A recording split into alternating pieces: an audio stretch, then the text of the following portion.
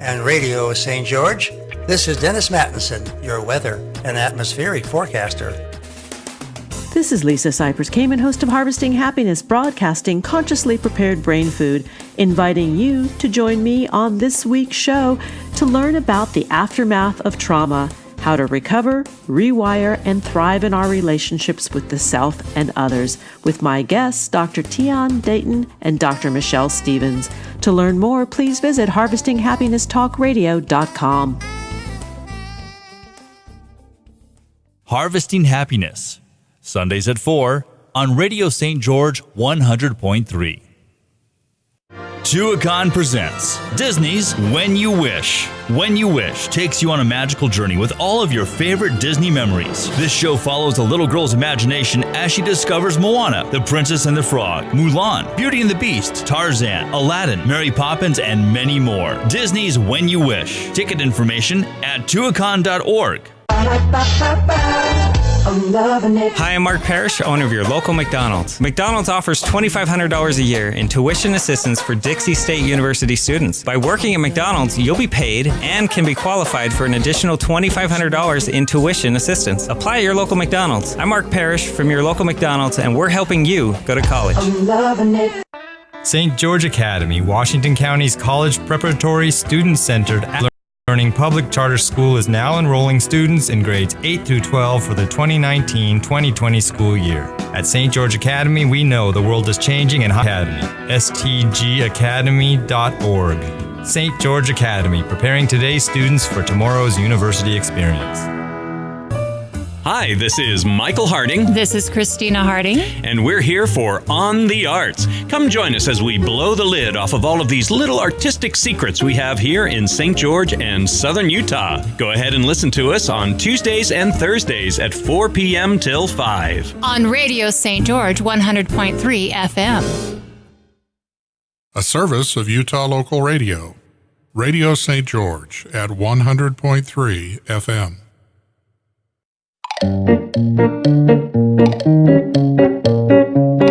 Good morning and welcome to KDXI St. George, Radio St. George at 100.3 FM. It's our pleasure to present to you The Garden Show with Artie and Woody. It's time to find out, how does your garden grow? Here are your hosts for The Garden Show, Artie and Woody. Alrighty, folks. Good morning. It's time for another fun and garden show starring Woody and Artie. No, I'm just the producer. I'm just here. I'm just here making the magic happen. And well, actually, you're the one that's making the magic happen. It wouldn't be the same without you, buddy. Oh, you're the superstar. Yeah, but I don't know how to operate that console. Neither do I. Hey, and we have a live studio audience this week. Yeah, we do. This is great. Yeah. Live studio audience, tell us who's in the studio. Well, we've got Scott Lewis, our IT expert from Absolutely. Salt Lake, to come down to see if we're actually here. Well, he's already fixed a couple things that I broke. Yeah. So that's and great. And he's the guru. Uh-huh. And we have his son, who happens to be my grandson, who's going to school in Savannah, Georgia. He has a desire and a goal to work for Disney as an engineer on designing amusement rides. And then he's going to hire us to be the janitors. Yes, absolutely. Awesome. Or we can be one of the pirates in the Pirates of the Caribbean. Absolutely. Yeah. I want that position. So they're here listening and watching today. Watching the magic happen. And they made me promise not to put them on the air. Okay, no problem. And then I've got my medicine. Have you got your medicine? I've got my medicine as well. Yeah, we're talking. You have Diet Coke. I have Diet Dew. I actually have a doctor's prescription, Artie. Well, it's the award-winning Fun and Garden Show. I don't know what awards we've won. Right. We're going to all the ships at sea and everywhere else. It's the most listened to radio in Russia. Yes. In Russia. Radio program. All right. Well, okay, we're talking. And how can they contact us, and how can they follow us? Well, the best way is our brand new website that Scott built for us. Scott built that for us. Yay! Yeah. Funandgarden.com. And that has all the past shows on it. It has the shows. It has a link over to Facebook and to YouTube, and it has a picture of Harvey. And tell us who Harvey is. Harvey's our pet tortoise. I was talking to him last night. And he's made out of concrete. He's made out of concrete. And you talked to a piece of concrete. That's what you're talking about. Well, but he talks back. He does. Yes. And he weighs 250 pounds, so he doesn't move around much. Neither do I. Yeah. And, when I want to relax, I just pull up my legs. Yeah. We were out there having some marshmallows over the fire last night and talking to Harvey. Oh, it was great. Well, folks, it's the Fun Garden Show. Of course, if you want to call us, it's 435-879-4100, 435-879-4100. Call or text us with your questions, or like our good friend Woody mentioned, you can also go online to funandgarden.com and put your questions there. And we'll get to them. One thing I want to talk to you about, Artie, that's got me a little concerned. What's that? Is this paparazzi group that follows you around We everywhere do have a lot of people outside. That's why I have security. Yeah, they chant and they want your autograph. I have a secret entrance to the building now, so I've Oh, a tunnel kind of thing? Yeah, well, I can't tell you. Oh, yeah, it wouldn't be secret. Yeah, absolutely. Yeah. So, yeah, I'm able to sneak in the building without all of the fans, What has me concerned is all the fans are women. Oh, they all are. Yeah. And I still can't get a date. So I'm this huge radio star on Radio St. George 100.3. You're what we call a genuine radio personality. Oh, absolutely. Yeah. I'm red hot. I'm a red hot mess. Yeah. All right. Speaking of which, what's on the show today? We're going to talk today about building an oasis in your yard. Okay. And then we're going to go back and talk about cooking a little bit more. No, you've been on cooking for the last couple weeks. Well, I know, but each week we don't quite get everything covered. Okay. And each week I find more information, and we're actually, we're actually having quite a bit of a feedback on the cooking. People like it. Oh, awesome. Yeah. Good. Yeah. You know, it's one thing to grow the vegetables. It's another to be able to use them and enjoy them. Absolutely. So, anyway, on Oasis. Now, what do you mean by Oasis? Well, a lot of concern in hot climates like ours is, of course, water usage. And so, if the water was available and it was inexpensive, it would be very easy to have an area in your yard to go out and enjoy. Mm-hmm. But when the water is expensive and we need to conserve it, and plants, depending on what you plant, have a particularly hard time this time of year with the heat, then the challenge becomes, how do I have a place where I can sit and enjoy myself, or my family can sit, and we can have an experience outside and still work within these parameters. And there's some articles in some magazines that I actually got them and read them, Artie. I don't very often read. I'm like a guy. Don't ask me about the instructions. I don't. But and it talks about using native plants, and it talks about how to do it without using a lot of water.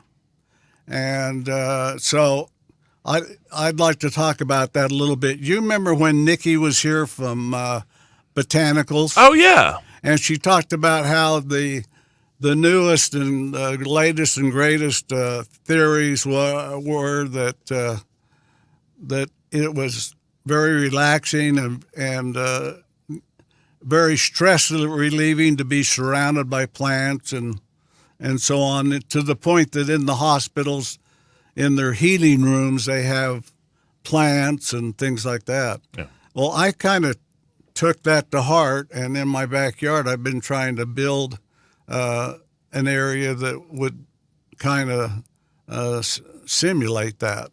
And so, number one, I've put most of my plants that I've put in there in containers. Okay. So that I can move them and rearrange them and try to find the best, way or place to put them. And the other thing I've done is try to get plants in the containers that don't use a lot of water. And then I've tried to bring the water system in such a way that it actually waters right on the plant. Bubblers and the small 1/4-inch irrigation, you can bring it right to the plant and let it drip for 5 or 10 minutes, and the plant gets 100% of the water, and you don't waste a lot of water, as opposed to having sprinklers and overwatering and watering your driveway and watering the gravel and watering all these different things. So that's a separate line that you've hooked up to your sprinkler system. Yeah. Just a drip line? Yeah, and there's a number of different ways you can do that. They have 2 or 3 different kinds that are 1/4-inch, the little black 1/4-inch line. You can run 1/2-inch PVC, 3/4-inch, even 1-inch. The thing that counts the most is the emitter that actually emits the water, and if it's controllable down to, drip, drip, drip kind of thing. And I've done the same thing on my grow boxes, my elevated grow boxes, and I'm happy to report that I'm actually getting quite a few tomatoes this year. I'm getting about 15 tomatoes a day. Oh, wow. That is a lot. Yeah. They're not as big right now as I would like them to be, but this is the time of the year, a little sidetrack. This is a time of the year where if you're going to put a sunscreen over your tomatoes and that to reduce the heat, this is the time of the year that you do it between now and the end of August. And in fact, Scott and Derek and I are going to go home and put up the sunscreen over the tomatoes. They volunteered to come down and help me, and I appreciate it. And so we're going to do a few things around the yard today to help with the heat on the tomatoes. You need a certain amount of sun on your tomato gardens and your vegetable gardens, but the problem this time of year is if you get 5 or 6 hours, you've also not only have the sun and the light that comes from the sun, but you have that heat. And if you can reduce the heat at all by putting a sunscreen or a baffle or a shade tree or something like that in, it helps to give the tomatoes a break. Now, I think you have a huge tree in that corner, the corner of your lot there that is kind of over by the tomatoes. Yeah, I do. In fact, a couple of weeks ago, I had a big limb break off from that in a windstorm. Oh, we did have pretty bad winds. Yeah. And I went out there and I had a limb that was about 12 inches in diameter, and it had broken off. And those are desert orchid trees, and they're kind of brittle. And so I've. Does that give you any shade at all in the back? It does. It gives shade to the gardens in the afternoon from about 4 o'clock on. It puts some shade on those gardens, but not enough. So you got to get the tarp out. Not enough for the tomatoes. The problem with the tomatoes is they get to be about the size of a golf ball, and if it's real hot, they'll stay that size, and the skin gets thicker and thicker and thicker, and they're not good eating. And they don't develop and grow like they should. There's kind of a science to it. There's the temperature that it is during the day, and then there's the temperature at night. Tomatoes have a hard time when they get above about 70 degrees at night. That can bother them too. So anyway, back to the oasis. I think the first thing you need for the oasis situation would be some type of sitting area. You need to have some gravel. You need to have some stones, some flagstone or something of that nature, or you need to have a deck or a patio or an area where, you can sit 7 or 8 people. And then the next thing that I think is important is to have a water feature of some sort. Oh, and you just your fountain is relatively new, I think, right? Yeah. When did you get that? This last spring, I think? No, it was a year ago, but I bought it, I think it was one day I went over to Walmart and they had it on closeout at the end of the year, and I got it about half price. Oh, that's awesome. And it's 3 levels, and it pumps the water up, it recirculates it. And the water sound is very soothing. Yeah, it is. Very relaxing. And it's also a good way to attract birds to your yards. And one thing I was telling Scott this morning that has surprised me is I get a lot of bees to the water. Wow. Honeybees, and they come during the day and sit and drink water out of my fountain. And that surprised me. I didn't realize that bees needed water that bad. I have a neighbor behind me that has a couple of beehives, and I think all of his honeybees come over and drink water at my place. So I'm going to give him a bill. No, you should. I send him He should a bill. help pay for that water. Yeah, Water's expensive. Yeah. So anyway, we have the fountain, and then I've got some plants around there. I've got some Mexican feather grass that we talk about. You put in your front yard, Which is dead. It has a dead. No, actually, no. Half of them are dead. Pretty good. I looked at it this week. Yeah. I dropped a package off for you this week. Thanks. By the way. Yeah. Thanks. By the way. And I've got some Mexican fan grass. I've got a few cichlids or succulents. Excuse me. I'm back when I had the aquariums. Cichlids are fish. Sorry. Oh. But I've got some succulents that are potted, and then I've got a large pot with what they call Johnson grass in it. And it gets quite tall. It'll get 2.5, 3 feet tall. And then it gets a top that comes out this time of year that's like, it almost looks like wheat, the top of wheat where it has the grains. And then I've got a platform that's made of cedar that they sit on as of last week, and it covers my sprinkler control box that I worked on for 2 weeks. And then I've got a fire pot that is there to. Now tell us about the fire pot. Well, I bought it at Botanicals. They custom made it for me, and they you pick out whatever pot you want, color-wise and size-wise, and they drill it, and they put a hose into it that goes to a propane tank, and then they put a grill-type situation in the top and lava rock on it, and they're wonderful. You can get everything from a 1/2-inch flame to a 3-inch flame, and you can do marshmallows and hot dogs or just sit and watch the fire. And we really enjoyed it last night. We were out there with some marshmallows, and awesome! Yeah, it was enjoyable, and it gives you a center of a place to relax.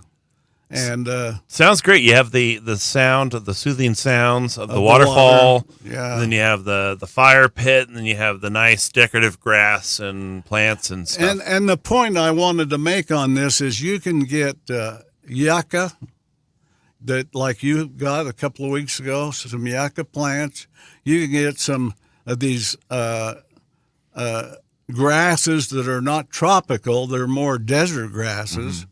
You can get cactus, you can get succulents, you can get desert orchid trees. There are a lot of things you can get that cactus also. They don't take a lot of water, but they provide the green plant type environment without using, without the tropical hundreds and hundreds of gallons of water that you would use. Makes otherwise. Makes sense. Yeah, so I think it's not something you can do overnight. It takes a little bit of planning and so on, but I think it's worthwhile. There's one thing to have a yard, and there's another thing to use a yard. Yeah.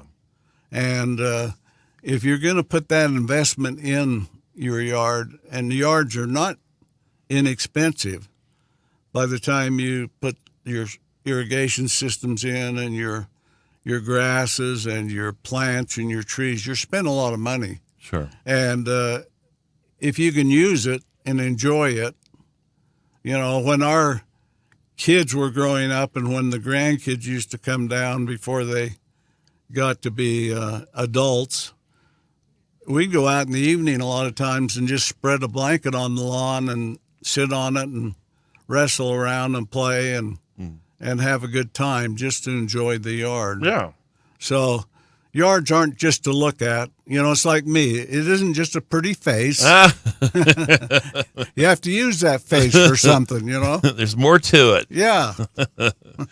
Wonderful. So anyway, I think that's a good goal to use to work toward an area that you can enjoy. Yeah, and if anyone has any suggestions or what they've found, to better their garden, they can go on our website. Yeah, on our website, leave us some information or let us know what's worked for you, or email us. Yeah, awesome. Plants that are successful and so on, or water features or anything. Yeah, we'd love to hear from you. Yeah, they have.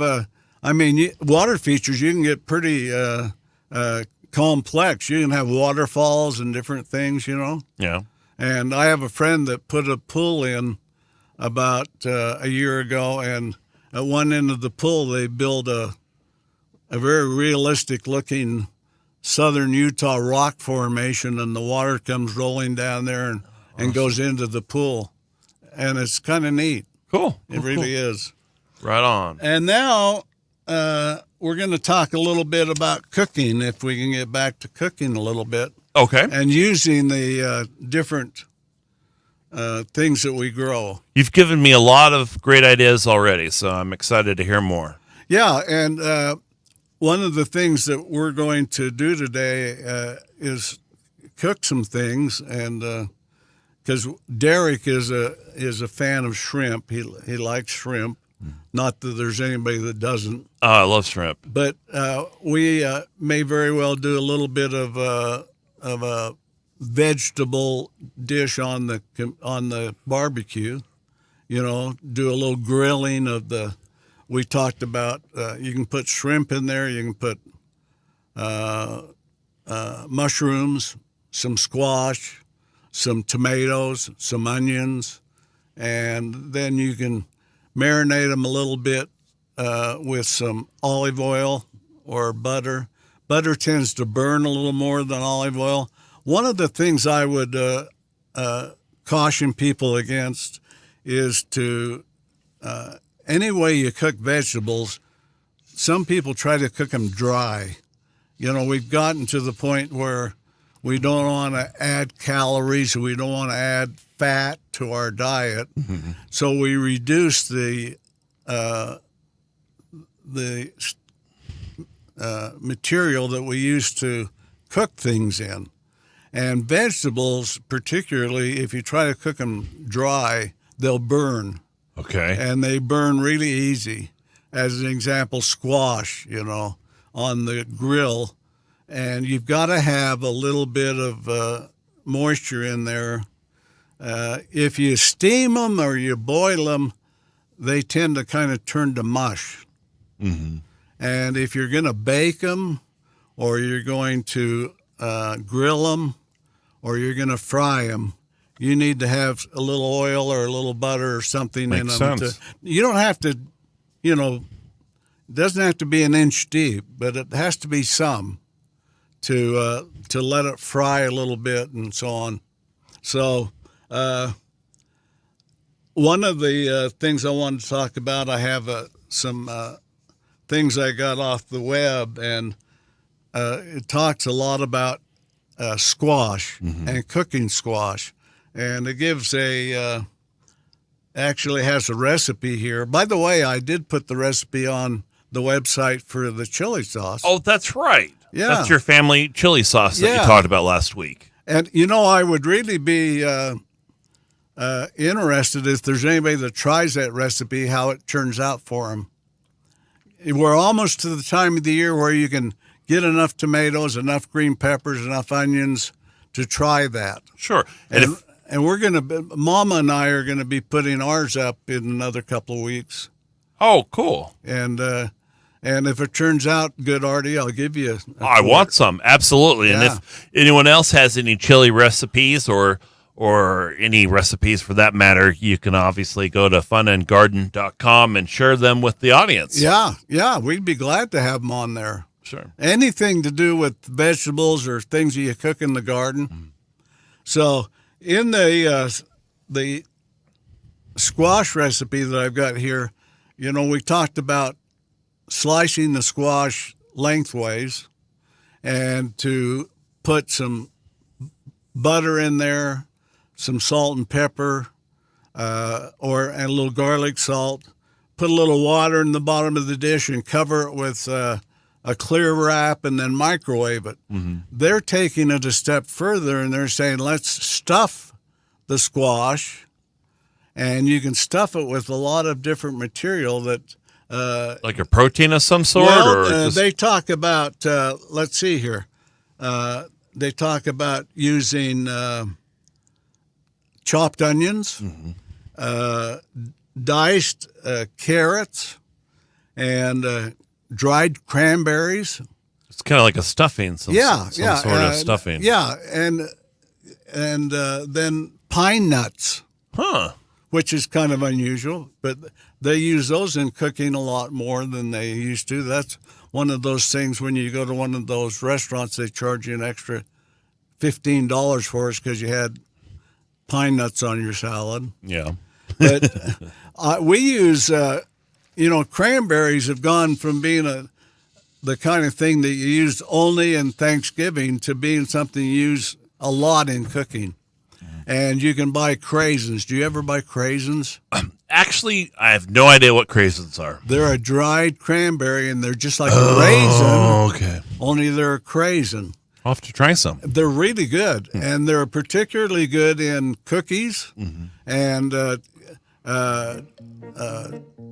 cooking like this, where you're making something to stuff the squash with. You know what that music means? It means it's break time. It's time for a break. We're just getting going, but it's the Fun and Garden Show on Radio St. George 100.3, broadcasting live from Dixie State University.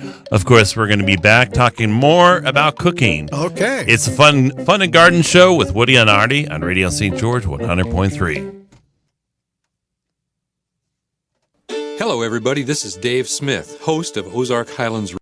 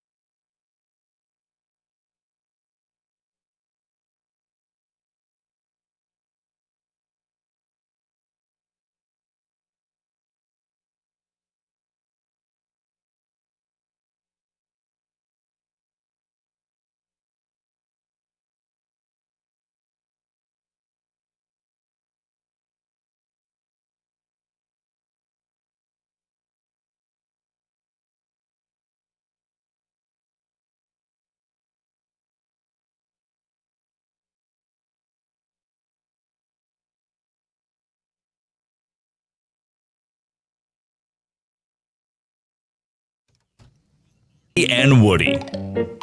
Okay, ladies and gentlemen, it is the Fun and Garden Show with Woody and Artie on Radio St. George 100.3. You can call or text us at 435-879-4100 if you'd like to join in on the fun.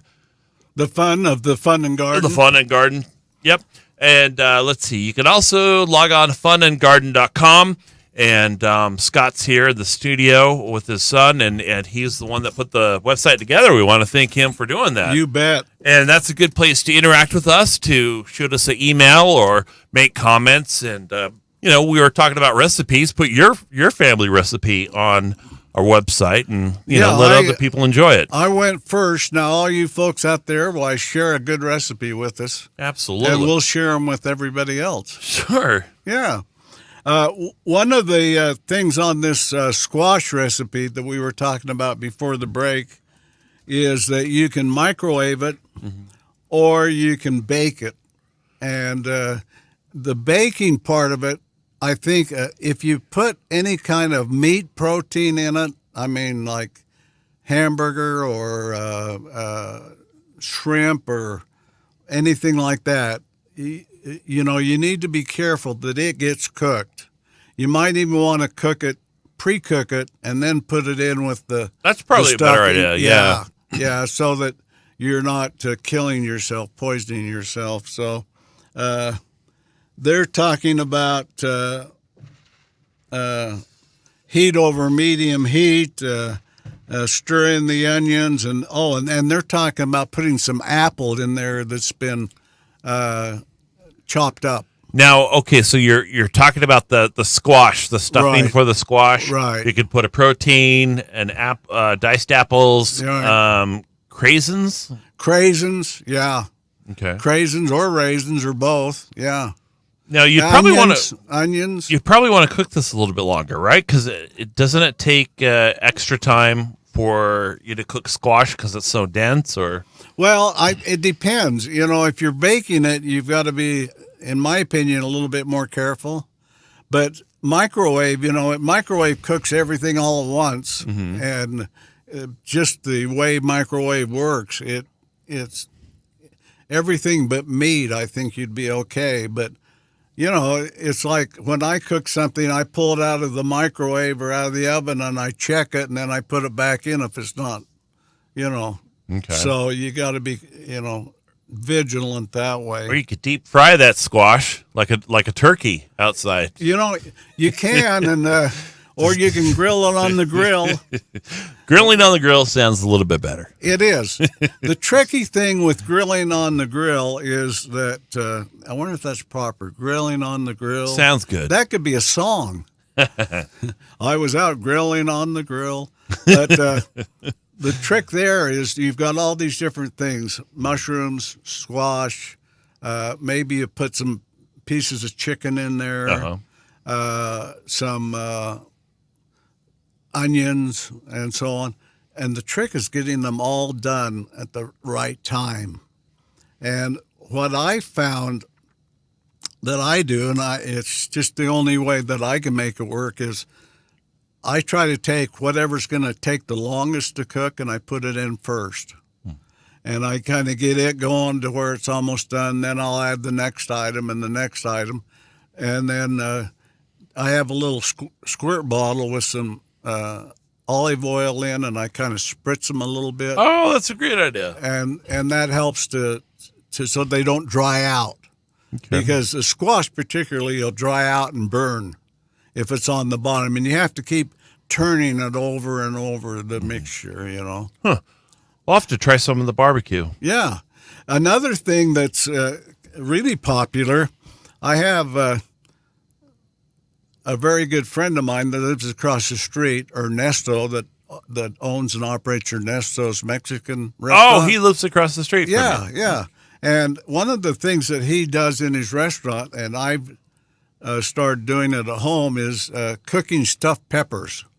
Oh, that's awesome. You get the large peppers that are the sweet peppers. Not the super spicy ones, right? I'm not good with the spicy ones. Okay. I don't do that. So you're talking about the Anaheim chilies or the... No, I'm talking about just the large yellow sweet peppers that are about 4 or 5 inches long. And in his restaurant, he stuffs them, and then he only opens one side, and he puts the stuffing in, and then he closes it, and he deep fries it. Okay. But when I do it at home, I bake them, and I cut them in half, and then I make a filling, and the filling's usually cream cheese and maybe some imitation crab meat. Oh, yeah, or some bacon bits or something. Or bacon bits or shrimp, and I maybe some small chopped onions, and I put them in the oven. You can buy pans now that have the shape of a pepper in, and so that they won't roll over and leak out. And they'll hold like 6 or 8 peppers at once. They're made of cast iron. Oh, no kidding. Yeah. That's probably healthier to bake them than deep fry them. And then I bake them, and, they're good. They're really good, especially if you're having a get-together with a number of people and you're using finger foods and that type of thing. They're really good. Cool. And so... Another great idea. Yeah, stuffed peppers. And like you said, Artie, depending on your taste, you could go anywhere from the hot stuffed peppers to the sweet ones. I prefer the sweet, but then that's just me. There's some people that really like stuffed peppers, like Derek back here. He was on a mission over in, I want to say Indonesia, but it wasn't. It was Malaysia. In Malaysia. That's over by Kansas somewhere. Yeah, it is. Right? You go to Kansas and you turn left. But they eat a lot of hot food, and they have a lot of peppers and different things, don't they?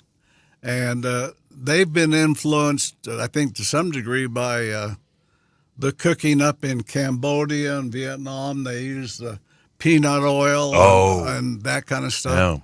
Yeah. And he likes it. So, well, peanut oil, anything cooked in peanut oil is really good. Yeah, but now if it isn't, what is it they put? There's peanut something they put in the food that makes it hot, Derek. What is that? Well, most of their spice comes from the bird's eye chili. What is it? Most of their spice comes from what's called the bird's eye chili. Bird's eye chili. Oh, okay. That's interesting. Little itty bitty chili peppers. Little teeny ones. Yeah. They eat some really hot food over there. You and I probably couldn't live over there. No.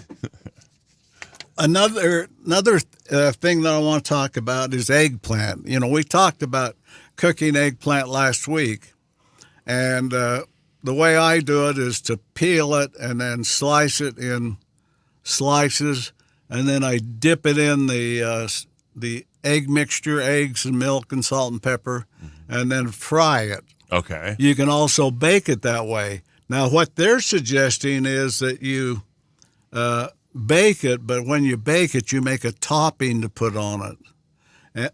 And the topping they're talking about is chickpeas, whatever that is, and spinach and onions, and you take this ring of eggplant and you put this stuff on top and you bake it, and then you take some Parmesan cheese and sprinkle on top.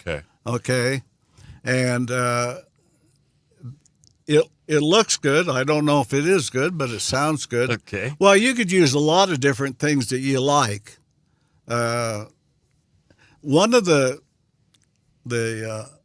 things that they put forth, now I happen to love vegetables, but they're saying if you're a person that wants to incorporate vegetables into your diet, but you're not crazy about vegetables, that there's things you can do to mask the flavor of the vegetable and to add flavor to it by using other items. Okay, such as Parmesan cheese. Let's if we're going to stuff mushrooms and we're going to put some cream cheese in, maybe we sprinkle it a little bit with some olive oil and then sprinkle some Parmesan cheese on it. Throw some minced garlic on it. Would be great. Or some garlic. Yeah. And garlic is a great masker of, garlic, you put garlic butter on a board and then you eat the board, after it's cooked. It's that good.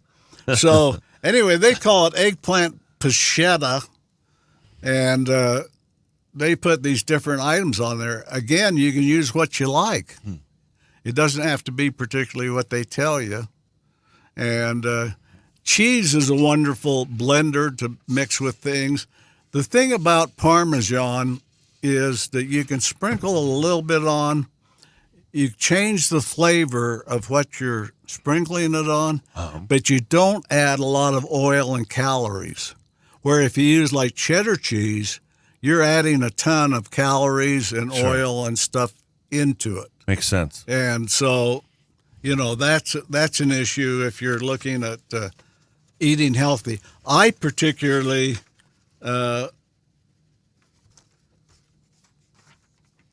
like vegetables enough that I don't do it to eat healthy. I do it because I like them. Oh, sure. So.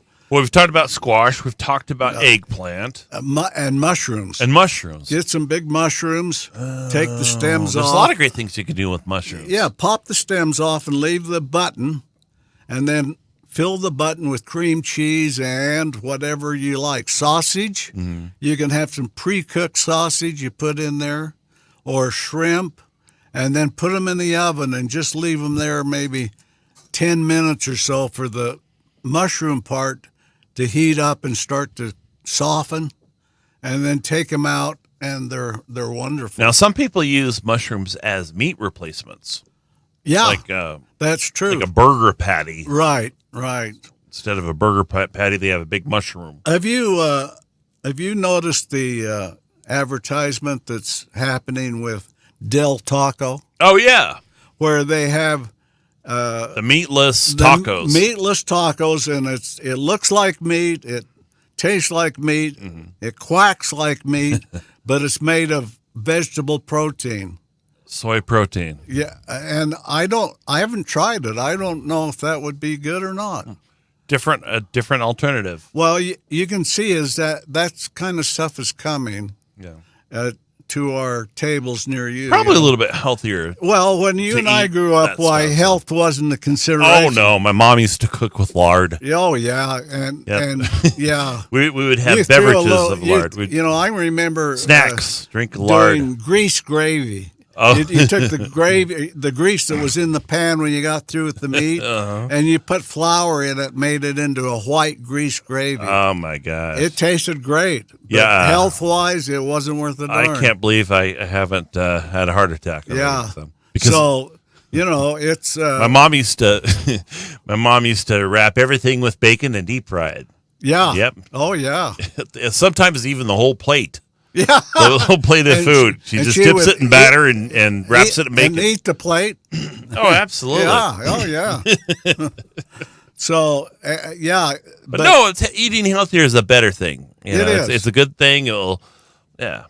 Visualize, maybe you have some friends or neighbors over. Mm-hmm. Maybe the lawn chair lady you have over. And you have some eggplant you've done in the oven with a little stuff on, and you've got some mushrooms you stuffed, and you got some peppers, and then maybe you have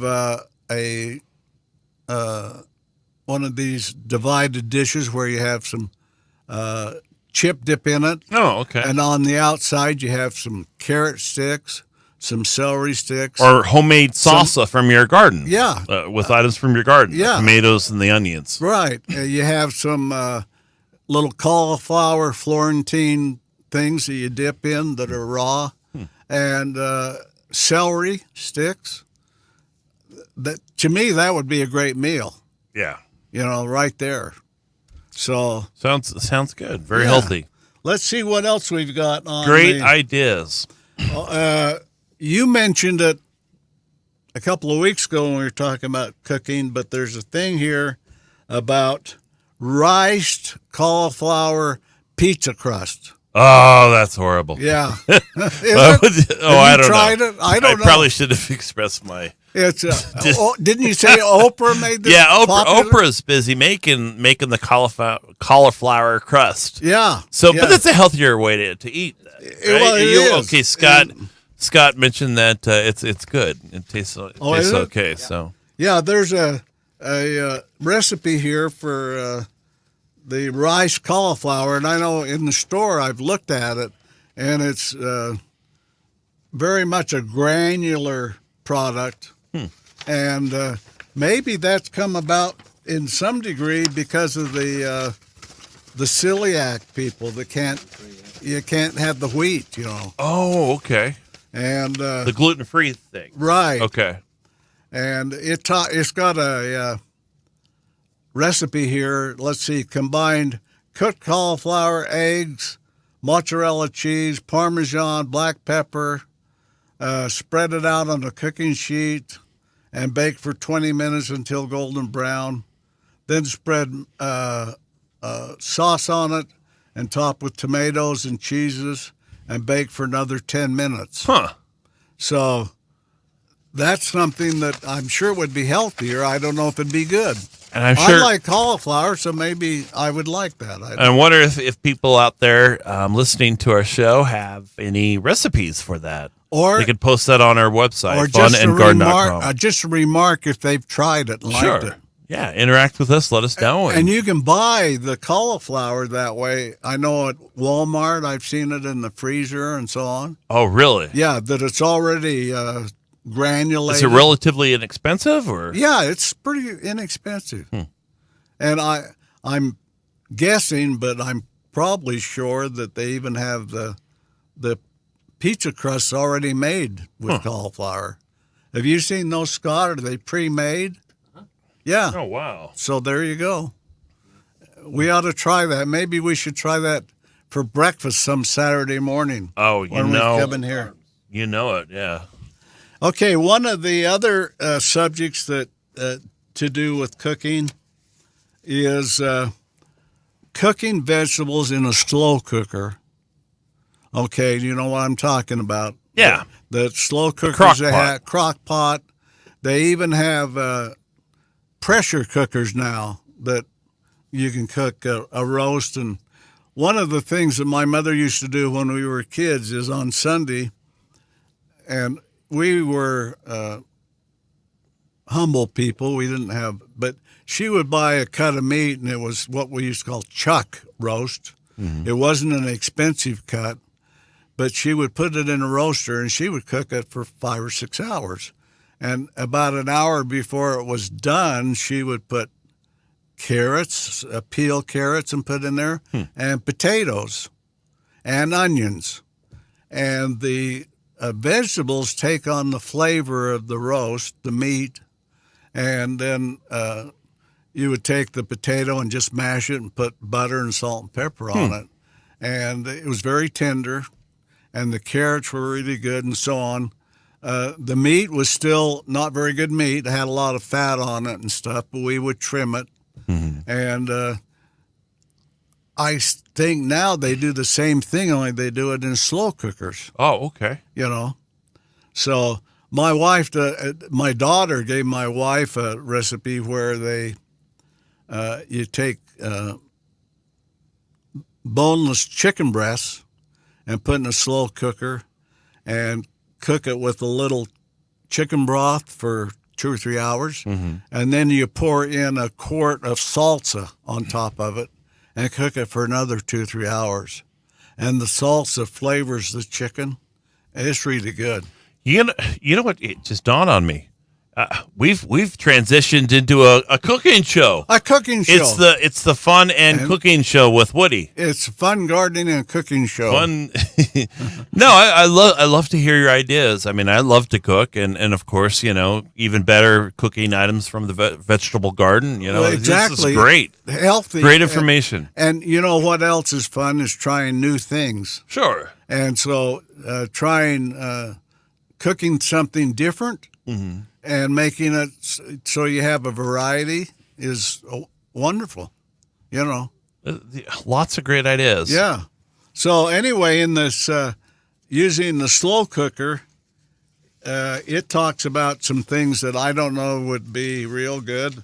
First thing they talk about is beets. Yeah. Yeah, I don't know about beets in a slow cooker. That sounds like something that the Russians would do. Sure. To conquer the United States, they put beets in our slow cookers. One of the things that would be good, I think, in slow cookers, carrots, onions. They talk about peppers. Peppers are really, really good when they're cooked slow. Sure. And peppers give a taste to the gravy and a taste to the meat that nothing else can give it. Peppers are really good that way. They talk about using things like potato skins and cooking them. They talk about different spices you can put in there. Mm-hmm. They talk about using vinegar. Vinegar is a acid, actually, so you have to be careful when you put vinegar in anything. Mm-hmm. Like our recipe for the chili sauce has vinegar in it. Oh, does it? But you've got to be careful. You don't want to overdo the vinegar because it'll turn the batch, and you won't be able to. You'll have to feed it to the cat. Artie's cats. Oh, you bet. Yeah. By the way, if there's anybody out there that wants cats. I hoard cats, ladies and gentlemen. Yeah. So if you want a cat, let me know. Yeah. Another thing that's really popular right now, and if you go to some of the restaurants, you can order them, and that is sweet potatoes. Oh, yeah. A lot of people are offering sweet potato fries and sweet potatoes. Fries and just potatoes baked with a little bit of brown sugar and marshmallow. A little butter. A little bit of marshmallow. A little bit of marshmallow.